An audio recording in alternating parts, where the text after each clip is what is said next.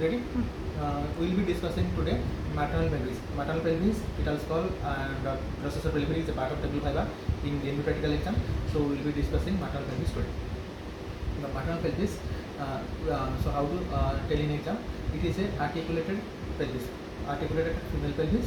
It consists of 4 bones, 2 innominate bones, sacrum and coccyx, 4 joints, 2 sacroiliac joints, 1 pelvic symphysis, another sacrococcygeal joint.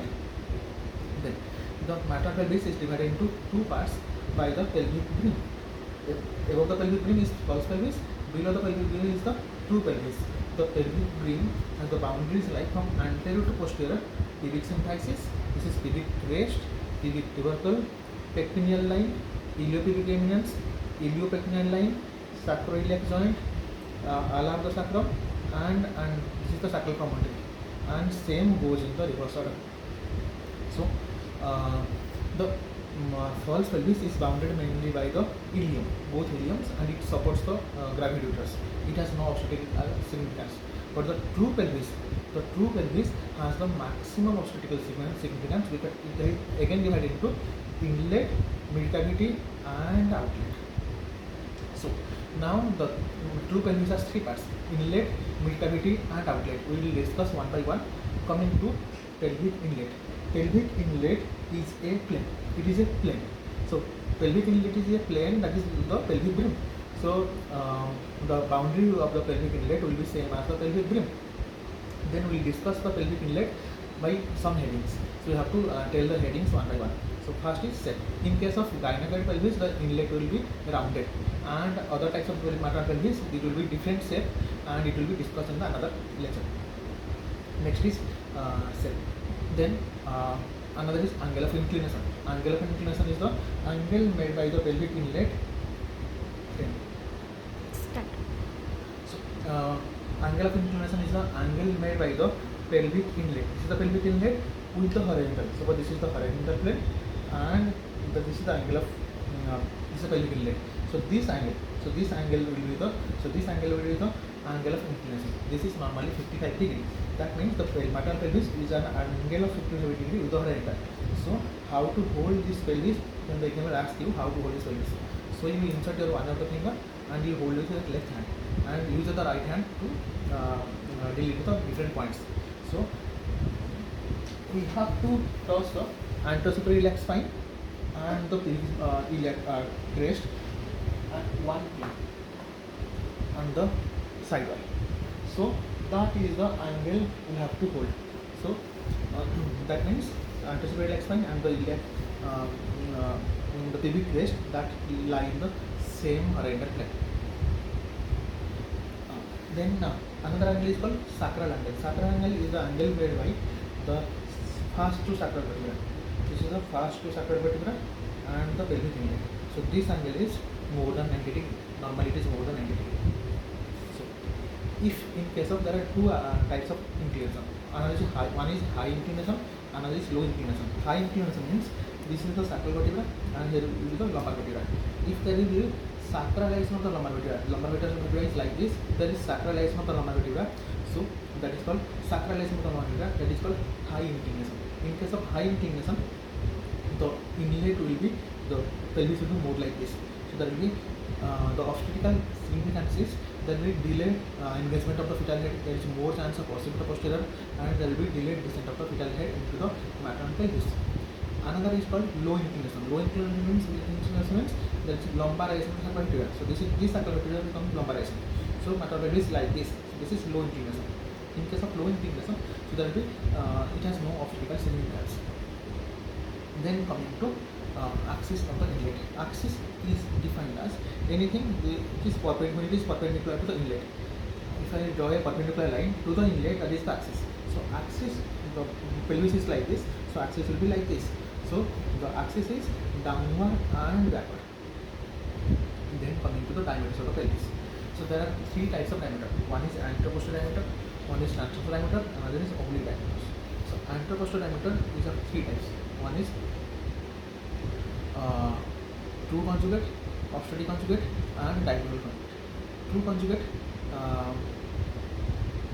True conjugate is defined as the from the midpoint of the sacral promontory to the inner margin of the upper border of the pubic symphysis. That is true conjugate. It is 11 centimeter. Next is obstetric conjugate. Obstetric conjugate is it originates from the midpoint of the sacral promontory to the most prominent part of the pubic symphysis. The most prominent part in the pubic symphysis. That is obstetric conjugate. That is 10 centimeter. And a diagonal conjugate is the midpoint of the sacral promontory to the lower border of the pubic symphysis, inner margin of the lower border of the pubic symphysis. That is 12 centimeter. So though in case of pelvic assessment, we measure the diagonal conjugate. So the obstetric conjugate can be calculated by subtracting 2 centimeter from the diagonal conjugate. That is 12 minus 2. It will be 10 centimeter. The obstetric conjugate. Obstetric conjugate has obstetrical significance. Next is the shortest diameter of the inlet. Then another is transverse diameter. Transverse diameter is the distance between the two farthest point on the iliopectoral line. These are the two iliopectoral lines.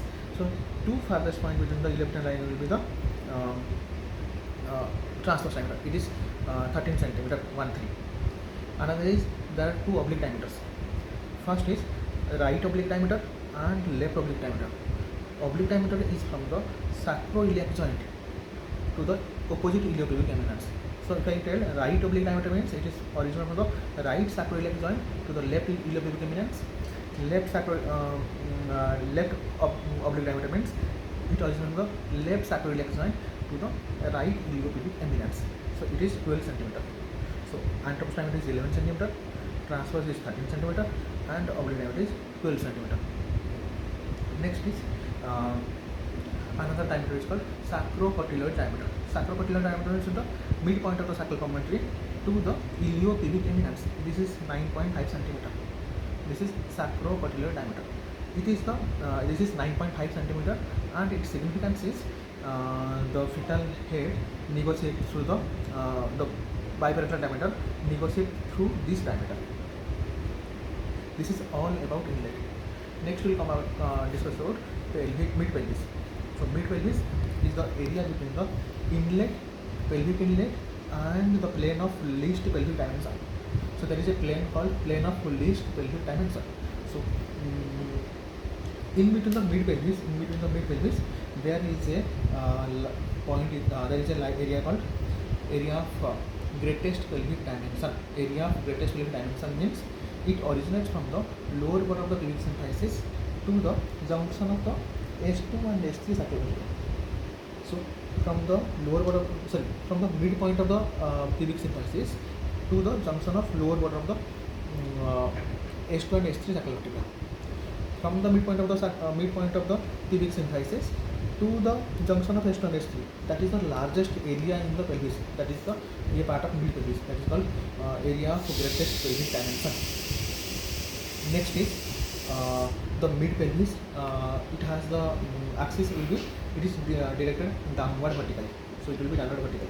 For the inlet it is downward and backward. For the mid pelvis it is downward vertically, and then we will come to outlet. Mid pelvis, the diameter of the mid pelvis will be anteroposterior diameter will be 12 cm, oblique diameter will be 12 cm, and transverse diameter will be 12 cm. So all diameters are 12 cm in the mid pelvis. Then coming to outlet. Outlet is the most difficult part in the pelvis to describe.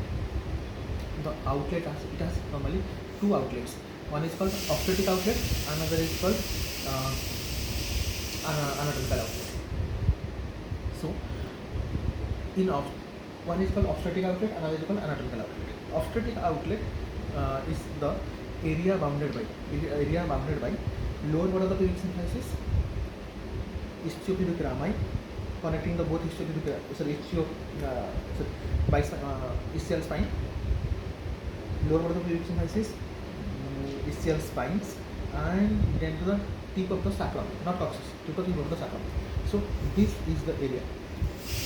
If I will hold like this, so this is the area. This is the area of the obstetric outlet, and so obstetric outlet is a segment. It is a segment between obstetric outlet is a segment between the plane of least pelvic dimension and the anatomical outlet. The first thing we have to remember that anatomical outlet is a plane, but obstetrical outlet is a segment. Segment means it lies between the plane of least pelvic dimension and the anatomical outlet. So what is plane of least pelvic dimension? Plane of least pelvic dimension originates from the lower part of the pubic symphysis to the both ischial spines and tip of the sacral vertebra. This is the plane of least pelvic dimension. And anatomical outlet is the lower part of the pubic symphysis, ischiopubic rami, and the tip of the coccyx. So the area between this is called the obstetrical outlet. This is the least pelvic dimension and this is the anatomical outlet. So this area is called obstetric outlet. So if we describe the diameters of the obstetric outlet, so anteroposterior diameter will be, so this will be the anteroposterior diameter from the lower part of the pubic symphysis to the tip of the sacrum. It is 11 centimeter. Okay.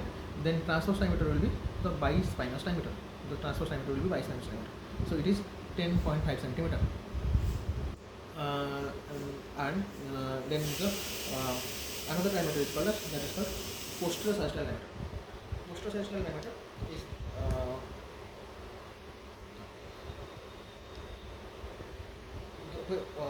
the point where the bispinous diameter intersects the anteroposterior diameter. So this is called the posterior sagittal diameter.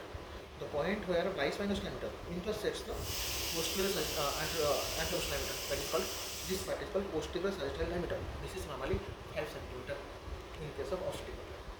Okay. Then what are the significance of the least pelvic dimension? Least pelvic dimension is the area bounded by, again I am telling it is lower part of the pubic symphysis to the both ischial spines and the tip of the sacrum, not coccyx, which is sacrum. So this is the least pelvic dimension, which has many obstetrical segments. It is called as the station 0. It is the point where levatrinae originates and the pudendal block is given at this plane and internal rotation occurs at this plane, and this is the narrowest area in the pelvis. See, okay. Next is we will come to the obstetrical outlet. Anatomical outlet. This is I have discussed about obstetrical outlet. Now anatomical outlet. Anatomical outlet is the area bounded by lower part of the pubic symphysis, ischiopubic rami, and the and connecting to the tip of the coccyx. So this is called the, so this is anatomical outlet. So diameter of the anatomical outlet will be lower part of the pubic symphysis to the tip of the coccyx. So this is normally it is 10.5 centimeter, 10.5 to 11 centimeter. But in case of second stage of labor, when the head comes out through this, the coccyx is pushed backwards. So it becomes lengthened by more 2 centimeter. So it becomes 13 centimeter. In case of second stage of labor, anteroposterior diameter becomes 13 centimeter. The transverse diameter will be the this is the TDO, transverse diameter of the outlet, or trochanteric diameter. So this is 11 centimeter. For bispinous diameter, for obstetric outlet is 10.5 centimeter. For trochanteric diameter it is 11 centimeter. Okay. And then coming to the posterior sagittal diameter. The posterior sagittal diameter will be, so this is the transverse diameter of the outlet and this is the anteroposterior diameter. The point where the transverse diameter of the outlet intersects the anteroposterior diameter is called the posterior sagittal diameter. So posterior sagittal diameter will be,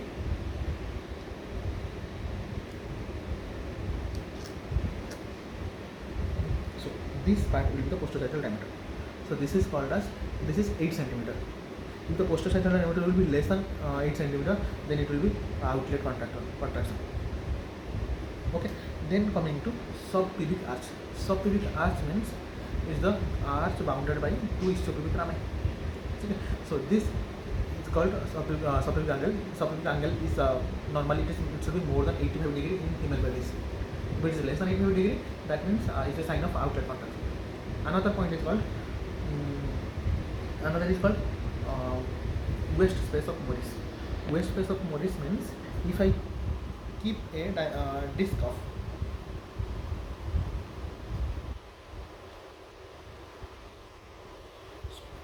if I keep a disc of 9.5 centimeter, that is almost a fetal head, the distance between the fetal head margin and the lower part of the pubic symphysis. So this is called waist space of Morris. That means it should be, so this area is called waist space of Morris. That is the fetal head and the lower bottom erection axis. If it is more than 1 centimeter, that means the outlet is not patterned. If it is more narrow, so there will be more space. The head will be pushed downwards, so there will be more narrow. So there will be larger waist of pelvis. If it is a wide pubic arch, it can accommodate the fetal head. It can accommodate the fetal head, so its waist space of pelvis will be less. If it is more than 1 centimeter, then it is significant. Then coming to axis of the pelvis. So one is called anatomical axis, another is called obstetrical axis. Anatomical axis is called, either anatomical axis means axis of the inlet, axis of the mid cavity, and axis of the outlet. So inlet is downward and backward, mid cavity is downward vertically, and outlet is downward and forward.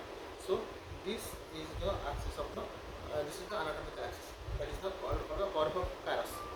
Curve of Paris, CEARUS. But obstetrical axis means when the the axis through which fetal head passes through the pelvis.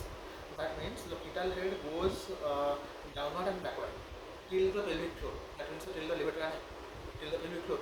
Then it goes abruptly forward. That means the obstetrical axis will be downwardly backward till the pelvic floor, and then abruptly forward